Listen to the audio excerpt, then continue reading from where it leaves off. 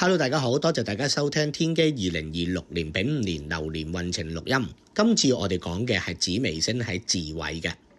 咁過去嘅2025年咧係一個流年嘅偏財年嚟嘅啊！如果你有正職、有副業、有額外收益咧，呢年可以揾錢，可以轉變。咁其實工作財運算唔錯嘅。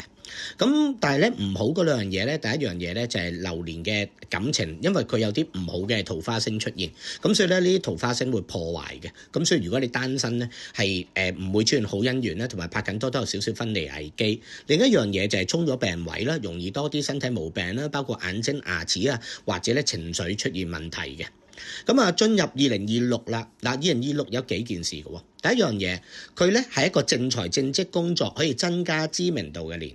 嗱，佢轉工作穩定，少少機會升職。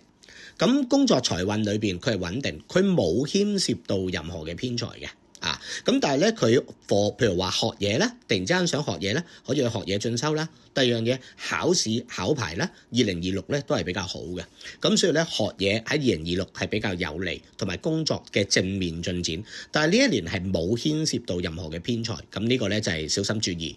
咁第二樣嘢啦，呢一年咧係出現你嘅貴人嘅，因為呢一年咧係出現好嘅長輩貴人。有兩件事啦，譬如話工作以外出現一啲貴人，可能將來同你合資嘅，或者注資俾你都有可能嘅。如果你打工有機會出現一個好嘅新嘅上司老闆，呢年咧出現新上司咧，咁嗰個就將來係你嘅貴人啦。咁呢一年咧就另外一樣嘢咧，關於感情，拍緊拖。正常感情冇問題，結咗婚反而係容易有爭執嘅嚇。如果你單身有兩個情況，會出現一個同你差唔多年紀嘅伴侶，咁呢個唔錯嘅喎。第二樣嘢亦都有機會重遇舊情人，咁感情咧都冇問題嘅。咁另一樣嘢啦，我哋唔好嘅地方啦，個破敗位啦。第一樣嘢破敗位就係田宅破。呢年咧如果唔搬屋咧，佢有風險有啲血光之災受傷嘅喎。咁最容易有血光之災受傷咧，就係農曆嘅1月、7月、11月咧，分別咧都有機會咧發生一啲意外受傷嘅事。咁我哋就盡量唔好外遊，要小心啦。如果會買樓賣樓搬屋裝修，呢個血光之災咧就會減低嘅。如果可以，農曆7月洗牙捐血。第二樣嘢，不論你係男女，呢一年唔適合有小朋友。有小朋友咧，對方有小產危機啊嚇。咁呢個咧即係女方有小產危機，咁呢個要小心注意啦。咁如果係關於身體嘅話咧，氣管問題啦、傷風感冒啦、少少皮膚問題啦，冇特別嘅嚴重性嘅啊。咁所以咧呢一年咧，因為咧我哋怕受傷。